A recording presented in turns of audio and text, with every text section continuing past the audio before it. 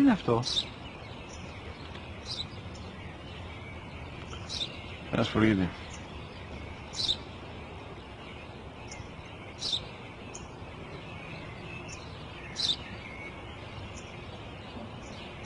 Τι είναι αυτό? Μόλις τώρα στο παπατέρα, σφουργίτη είναι.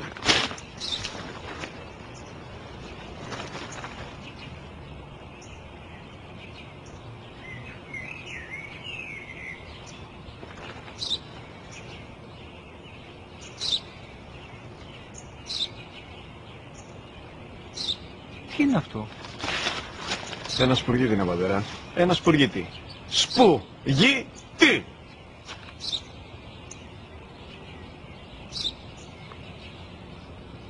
Τι είναι αυτό? Γιατί το κάνεις αυτό το πράγμα, μπορείς να μου πεις? Τόσες φορές σου είπα, είναι ένα σπουργίτη. Δεν το καταλαβαίνεις.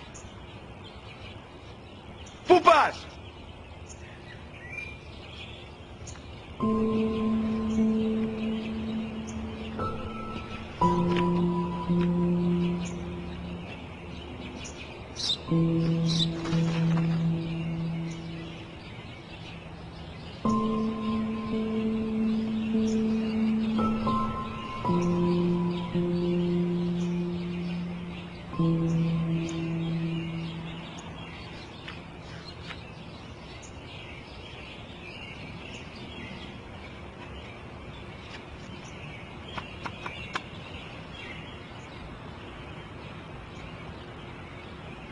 Δυνατά.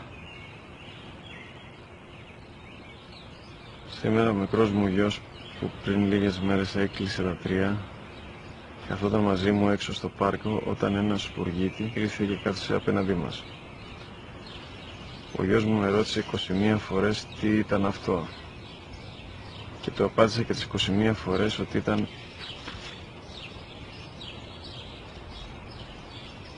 ένα σπουργίτη.